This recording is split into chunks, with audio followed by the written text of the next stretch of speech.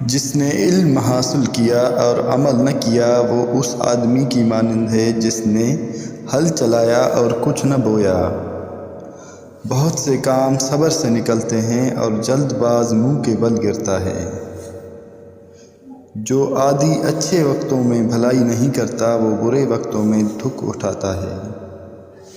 جو شخص بروں کی صحبت میں بیٹھتا ہے وہ بھی سکھ نہیں پاتا۔ استاد کی سختی باپ کے پیار سے بہتر ہے۔ بسیار خور ہمیشہ ذلیل ہوتا ہے۔ لوگوں کے چھپے عیب ظاہر نہ کر کیونکہ تو ان کو ذلیل کرے گا اور خود کو بھروسے کے ناقابل بنائے گا۔ شیر سے پنجہ آزمائی کرنا اور تلوار پر مکہ مارنا عقل مندوں کا کام نہیں۔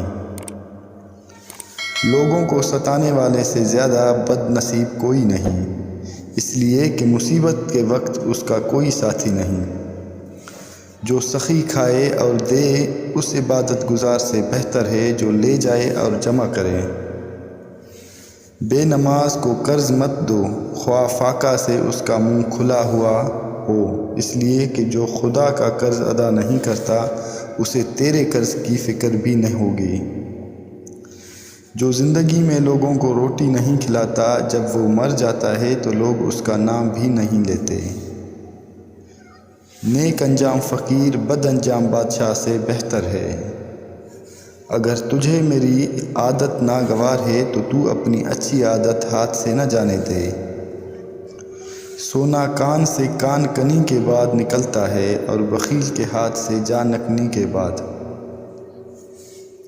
امیر وزیر اور بادشاہ کے دروازوں کا چکر بغیر کسی وسیلے کے نہ کاٹ۔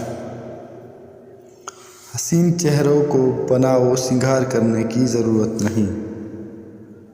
آدمیت جوان مردی اور مہربانی کا نام ہے، حسین شکل و صورت کا نام نہیں۔ کوئی شخص روزی اپنی لیاقت اور طاقت سے حاصل نہیں کرتا، اللہ سب کا رازق ہے۔